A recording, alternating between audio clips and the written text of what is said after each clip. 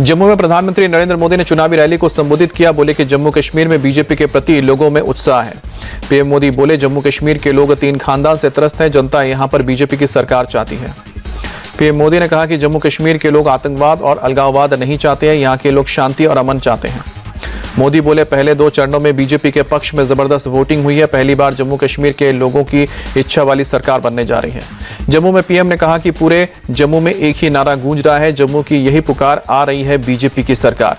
PM ने कहा कि जम्मू के साथ दशकों से भेदभाव हुआ है, बीजेपी दशकों के भेदभाव को दूर करेगी।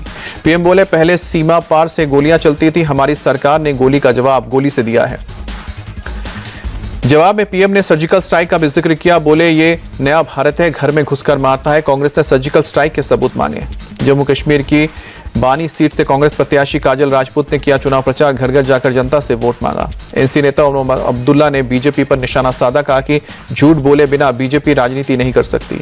हरियाणा और जम्मू कश्मीर चुनाव पर बोले कांग्रेस अध्यक्ष खड़गे, हरियाणा में कांग्रेस की जबरदस्त जीत होगी, जम्मू कश्मीर में भी हमारे गठबंधन की जीत निश्चित।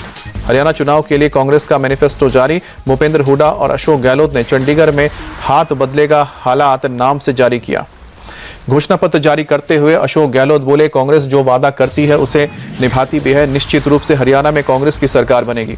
हरियाणा के पूर्व सीएम भूपेंद्र हुड्डा बोले, हरियाणा में कांग्रेस पार्टी को भारी जन समर्थन मिल रहा है। जनता ने कांग्रेस की सरकार मनाने का मन बना लिया है। दिल्ली नगर निगम की स्थायी समिति चुनाव का मामला पहुंचा सुप्रीम कोर्ट। बीजेपी पार्षद राजा इकबाल सिंह ने याचिका दायर करके जल्द सुनवाई की मांग की। कहा कि 5 अक्टूबर तक चुनाव टालना नियमों और परंपराओं का उल्लंघन है। एमसीडी की स्टैंडिंग कमेटी के सदस्य के चुनाव पर बोली दिल्ली सीएम आतिशी, कहा कि ये देश संविधान और संविधान के अनुसार बनाए कानून से चलता है। सीएम आतिशी बोली, बीजेपी लगातार संविधान की धज्जियां उड़ा रही है। कल गैर कानूनी चुनाव हुए हैं और उसमें एलजी और बीजेपी ने लोकतंत्र की धज्जियां उड़ाई हैं। शिमला में देवभूमि संघर्ष समिति का विरोध प्रदर्शन। संजौली मस्जिद विवाद को लेकर सड़कों पर उतरे लोग। दिल्ली शाही ईदगाह के पास निर्माण कार्य फिर शुरू। डीडीए पार्क में लगनी है रानी लक्ष्मीबाई की प्रतिमा। जुमे की नमाज के चलते रोक दिया गया था काम। एमसीडी ने आज फिर मूर्ति शिफ्ट करने का काम शुरू किया। तेजस्वी यादव ने ट्वीट कर बोले, बिहार के मंत्री मंगल पांडे वो ट्वीट करने के अलावा क्या करते हैं, वो उन्हें बिहार से कोई लेना देना नहीं, वो विकास के नाम से चिढ़ते हैं। केंद्रीय मंत्री और बीजेपी अध्यक्ष जेपी नड्डा पटना पहुंचे। एयरपोर्ट पर कार्यकर्ताओं ने जोरदार स्वागत किया। मुंबई यूनिवर्सिटी के चुनाव में शिवसेना यूबीटी की जीत पर बोले संजय राउत, ये जीत से साफ हुआ कि महाराष्ट्र का युवा शिवसेना उद्धव गुट के साथ है। गोवा के सीएम प्रमोद सावंत ने लगाया जनता दरबार। रविंद्र भवन में सुनी लोगों की समस्याएं। झारखंड विधानसभा चुनाव में जेडीयू और एजेएसयू के साथ गठबंधन करेगी बीजेपी। झारखंड के प्रभारी और असम के सीएम हेमंत ने ऐलान किया, बोले प्रतिपक्ष के बाद गठबंधन की घोषणा करेंगे। झारखंड में केंद्रीय मंत्री शिवराज सिंह चौहान का ऐलान, बीजेपी की सरकार आई तो महिलाओं के लिए हर महीने 2000 रुपए देंगे।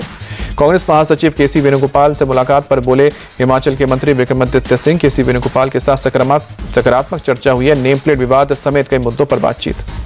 इस्तीफे की खबरों पर बोले विक्रमादित्य सिंह, ये चंदू खाने की खबरें हैं, इन खबरों पर प्रतिक्रिया देने की जरूरत नहीं है। नेम प्लेट विवाद के बीच हिमाचल कांग्रेस अध्यक्ष प्रतिभा सिंह का बयान, बोली हम पार्टी आलाकमान के आदेशों का पालन करते हैं, कुछ तत्व बेवजह ही मुद्दा उठाते हैं। यूपी में होटल ढाबों के बाद अब बैंड बाजों के नाम पर आपत्ति। यूपी सरकार की शिक्षा मंत्री गुलाब देवी ने बैंड बाजे पर हिंदू नामों से लेकर आपत्ति जताई। शिक्षा मंत्री ने एक कार्यक्रम के दौरान कहा कि बिजनेस चलाने के लिए दूसरे धर्म के नाम का सहारा लेना गलत है। किसी भी जाति या धर्म के लोगों को अपने धर्म पर जाति के हिसाब से ही दुकानों का नाम रखना चाहिए। मुंबई में वक्फ संशोधन बिल को लेकर जेपीसी की बैठक में हाथापाई। पुलिस ने बीएनएस की धारा 196, 115 समेत कई धाराओं में केस दर्ज किया। कर्नाटक के मुख्यमंत्री सिद्धरामैया के खिलाफ एफआईआर दर्ज। मूडा केस में लोकायुक्त ने दर्ज की एफआईआर। केस में सिद्धरामैया की पत्नी और उनके भाई का भी नाम।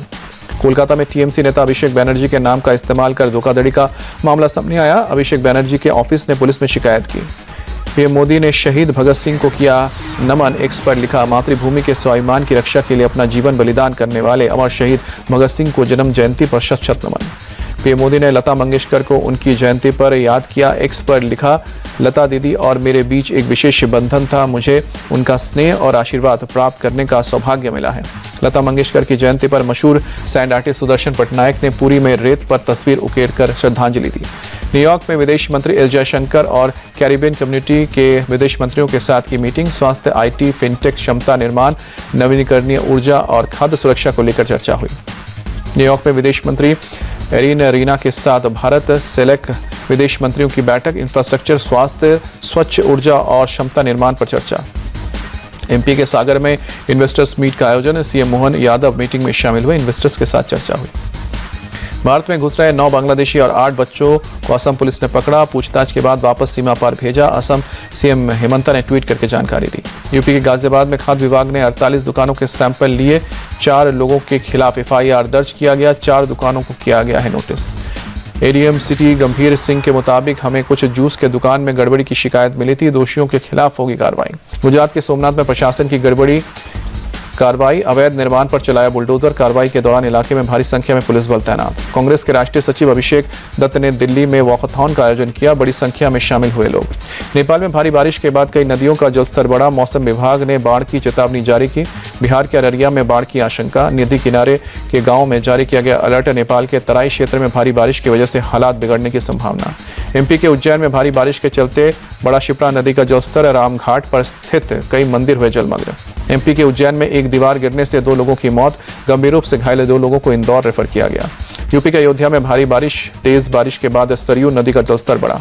मुंबई के मरीन ड्राइव पर समुद्र में ऊंची लहरें उठी, मौसम विभाग ने पहले ही जारी कर रखा है हाई अलर्ट। जम्मू कश्मीर के बालटाल में अमरनाथ ट्रैक पर हुई ताजा बर्फबारी, सड़कों पर बिछी बर्फ की मोटी चादर। आर अश्विन एशिया में टेस्ट मैचों में सबसे ज्यादा विकेट लेने वाले पहले भारतीय बने। एशिया में अश्विन ने 420 विकेट हासिल किए हैं। कानपुर में बांग्लादेश क्रिकेट टीम का फैंस बीमार पड़ने के बाद अस्पताल में भर्ती, पुलिस ने हमले की आशंका से इनकार किया।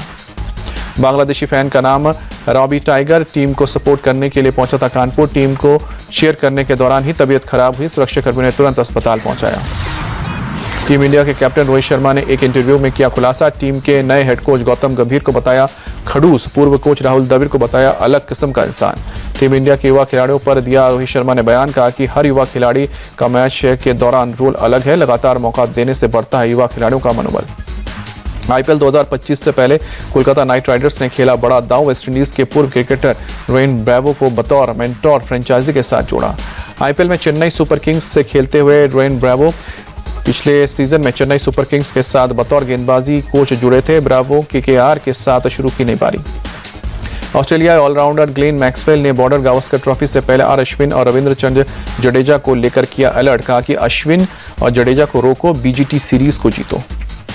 ग्लेन मैक्सवेल ने एक इंटरव्यू में बताया कि भारतीय स्पिनर्स के खिलाफ ऑस्ट्रेलियाई बल्लेबाजों को करनी होगी खास तैयारी, नवंबर-दिसंबर में होगी बीजीटी सीरीज। ऑस्ट्रेलिया के ऑलराउंडर कैमरून ग्रीन चोट के कारण इंग्लैंड दौरे से बाहर, भारत के खिलाफ टेस्ट सीरीज खेलने पर सस्पेंस। भारतीय जैवलिन थ्रोअर नीरज चोपड़ा की चोट हुई ठीक है, टोक्यो वर्ल्ड चैंपियनशिप पर नीरज चोपड़ा की नजरें, अगले साल सितंबर में आयोजित होगी वर्ल्ड चैंपियनशिप।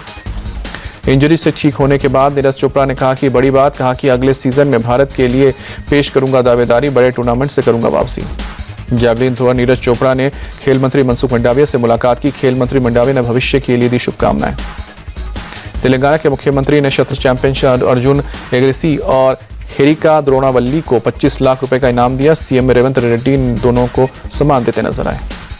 पेरिस ओलंपिक में डबल मेडल विजेता मनु भाकर ने की बड़ी बात, कहा कि ओलंपिक में 2 ब्रॉन्ज मेडल जीतने के बाद भी जीवन में कुछ भी नहीं बदला। लेबनान में इजराइल ने Pakistani film the legends of Maula Jatt पर भारत में लगते हैं प्रतिबंध। मशहूर कलाकार फवाद खान और माहिरा खान निभा रहे हैं फिल्म में मुख्य किरदार।